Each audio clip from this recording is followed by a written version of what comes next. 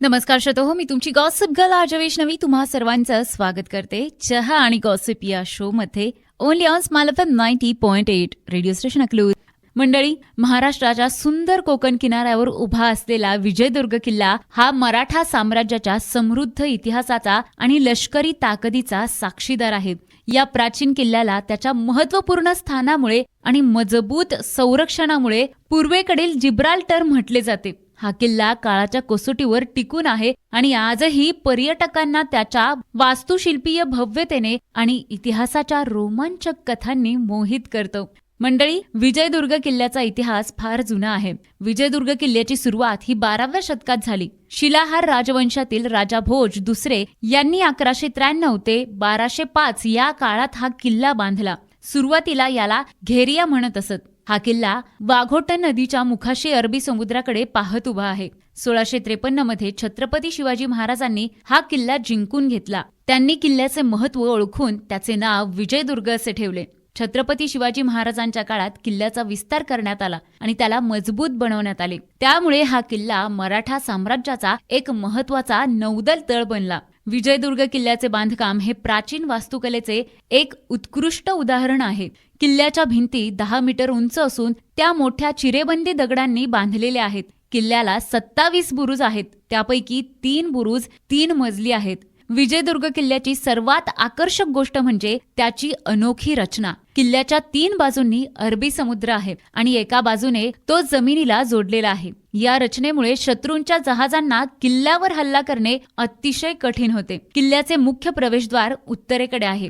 आत गेल्यावर एक मोठे अंगण लागते, जिथे जुन्या तोफा आणि गोळे पाहायला मिळतात. किल्ल्यात अनेक रंजक इमारती आहेत. त्यात खलबतखाना नावाची गुप्त बैठकीची खोली, कान्होजी आंग्रे यांनी वापरलेले न्यायालय आणि राणी महाल यांचा देखील समावेश आहे. म्हणजे जर तुम्ही इतिहासप्रेमी असाल तर नक्कीच हा किल्ला बघायला तुम्हाला खूप मजा येणार आहे. एवढे सुंदर सुंदर ठिकाणं, वास्तुकला त्या ठिकाणी आपल्याला पाहायला मिळणार आहे. त्यामुळे मेजवानीच होणार आहे इतिहास प्रेमींसाठी. विजयदुर्ग किल्ल्यामध्ये आत गेल्यावर तुम्हाला खलबतखाना नावाची एक गुप्त बैठकीची खोली, कान्होजी आंग्रे यांनी वापरलेले न्यायालय आणि राणी महाल यांचा समावेश आहे ते बघायला मिळतं. किल्ल्यात बोगद्यांचे एक गुंतागुंतीचे जाळे आहे. एक 200 मीटर लांबीचा बोगदा किल्ल्याच्या वेगवेगळ्या भागांना जोडतो. हे बोगदे संकट काळात पळून जाण्यासाठी वापरले जात असत. किल्ल्याच्या पश्चिम बाजूला समुद्रात सापडलेल्या दगडी रचना हे विजयदुर्गचे सर्वात आश्चर्यकारक वैशिष्ट्य आहे. या रचना मराठ्यांनी बनवल्या असाव्यात असे मानले जाते. या रचनांमुळे शत्रूंची जहाजे किल्ल्याजवळ येऊ शकत नव्हती आणि म्हणून आपला इतिहास जाणून घेणं हे फार महत्त्वाचं आहे. इतिहासामध्ये फक्त आपल्याला शौर्यगाथाच ऐकायला मिळतात, वाचायला मिळतात किंवा पाहायला मिळतात अशातला अजिबात भाग नाहीये बरं का. त्या काळी त्या लोकांची जी विचार करण्याची पद्धत होती ती आपल्याला सगळ्यात पाहण्याजोगी आहे. कमालीचे विचार ते लोक करायचे, म्हणजे क्या बात है. त्यांच्या ज्या काही रचना होत्या, वास्तुकला होत्या, त्या वास्तूंच्या रचनेवरून आपल्याला कळतं की त्या काळातील लोक किती पुढचा विचार करायचे आणि त्यानुसार सगळ्या वास्तूंची रचना ते करायचे. आणि म्हणूनच त्या बहुधा आज तागायत सर्व रचना टिकून आहेत, नाही का? नाहीतर आता पावसाळा आलं की रस्त्यावरती खड्डे आहेत की खड्ड्यात रस्ता आहे हेच आपल्याला समजत नाही, नाही का? परंतु छत्रपती शिवाजी महाराजांच्या काळात म्हणजे अगदी 16व्या शतकात त्यांच्या काळातील जे काही बांधकाम आहे ते आज तागायत तितकंसं चांगलं आहे, भक्कम आहे. विजयदुर्ग किल्ल्याने मराठा साम्राज्याच्या इतिहासात महत्वाची भूमिका बजावली आहे. हा किल्ला एक महत्वाचा नौदल तळ होता.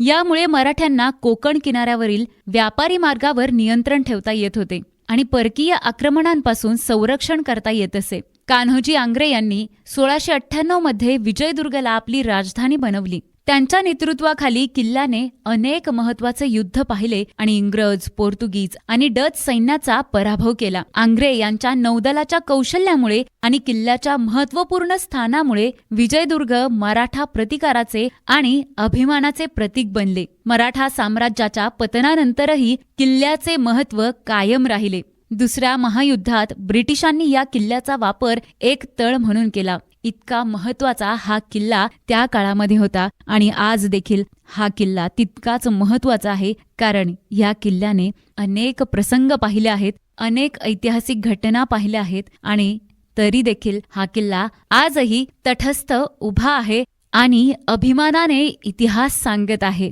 आज विजयदुर्ग किल्ला भारताच्या समृद्ध इतिहासाची आणि मराठा योद्ध्यांच्या शौर्याची आठवण देतो. पर्यटक किल्ल्याच्या विस्तीर्ण परिसरात फिरू शकतात, तटबंदीवरून चालू शकतात आणि अरबी समुद्र आणि वाघोटन नदीचे सुंदर दृश्य पाहू शकतात.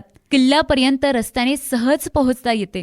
जवळचे शहर विजयदुर्ग हे मुंबईपासून 485 किलोमीटर अंतरावर आहे. पर्यटक बोटीने देखील किल्ल्यापर्यंत जाऊन पोहोचू शकतात. जसे तुम्ही किल्ल्याच्या प्राचीन वाटांमधून फिरता आणि त्याच्या वास्तुशिल्पीय आश्चर्यांकडे पाहता, तसे तुम्हाला जणू भूतकाळातील प्रतिध्वनी ऐकू येतात. तलवारींचे खणखणाट आणि तोफांचे गडगडाट. विजयदुर्ग किल्ला हा केवळ ऐतिहासिक स्मरण नाही, तो मावळ्यांच्या अजिंक्य आत्म्याचा आणि चिवटपणाचा एक जिवंत पुरावा आहे.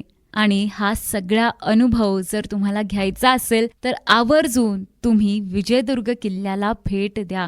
मंडळी, त्याच्या ऐतिहासिक महत्त्वाबरोबरच आणि वास्तुशिल्पीय भव्यतेबरोबरच विजयदुर्ग किल्ला आता काळाच्या आणि दुर्लक्षाच्या आव्हानांना तोंड देत आहे. भारतीय पुरातत्व सर्वेक्षण, ASI आणि विविध वारसा संस्था या भव्य किल्ल्याच्या संवर्धन आणि पुनरुज्जीवनासाठी काम करत आहेत. किल्ल्याच्या महत्त्वाबद्दल जागरूकता वाढवण्यासाठी आणि अधिक पर्यटकांना त्याचे सौंदर्य अनुभवण्यासाठी आणि त्याच्या रंजक इतिहासाबद्दल शिकवण्यासाठी आकर्षित करण्यासाठी प्रयत्न केले जात आहेत. विजयदुर्ग किल्ल्याचे संरक्षण आणि प्रचार करून आपण हे सुनिश्चित करतो की भविष्यातील पिढ्या या वास्तुशिल्पीय आश्चर्याचा आनंद घेऊ शकतील आणि भारताच्या समृद्ध सांस्कृतिक वारशाशी जोडल्या जाऊ शकतील.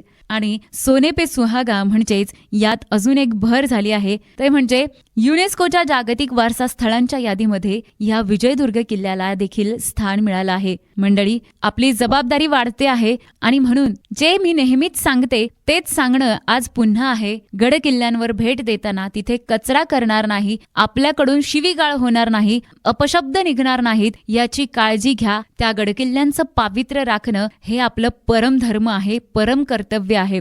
विजयदुर्ग किल्ला हा मराठा साम्राज्याच्या लष्करी शक्तीचे आणि रणनीती कौशल्याचे प्रतीक म्हणून उभा आहे. त्याच्या अजिंक्य भिंती, विशाल बुरुज आणि कल्पक रचना काळाच्या कसोटीवर टिकून आहेत. हा किल्ला साम्राज्याच्या उदय आणि पतनाचा आणि असंख्य योद्ध्यांच्या शौर्याचा साक्षीदार आहे.